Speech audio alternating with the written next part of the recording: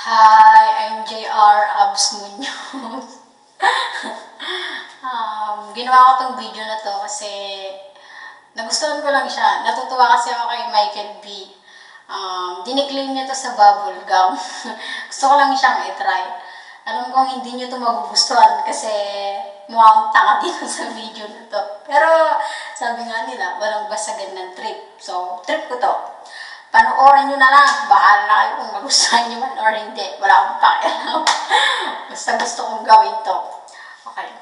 Ang title po nito is Tino ang dapat titihin. Go. Tino ang dapat titihin. Limot. Limot. Tigi na. Pengi ng limot. Bibili kati ako ng tolbetet. Matalap tiptipin ang tolbetet dahil ito ay tunay na malata at matalap. Buti na lang may itang babae ta akin nagbigay ng 10 pito.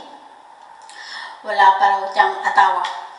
Ang ibig sabihin siya ay tinggil. Ang taya-taya ko dahil mahilig ako tatinggil. Kung ako ang mag-aatawa, ang gusto ko ay tinggil. Ang kato, biglang dumating ang bading niyang katama. Inaway ako at tinuntok talon. Ang takit-takit ng aking no. Kaya tabi ko ta kanya, lagot ka ta akin, itutumbong kita. Ang tabi niya ta akin, puro katumbong, puro katumbong. Wala kang ibang alam kundi tumbong. Kaya ang ginawa ko, tinigawan ko rin ta. Ang tabi ko, wag mo akong titihin dahil kilala kita.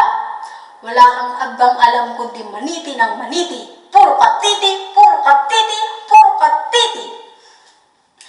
Ngayon, kayo na ang magtabi kung tino ta amin ang dapat itumbong at titihin. Maraming salamat po. Bye! Thank you!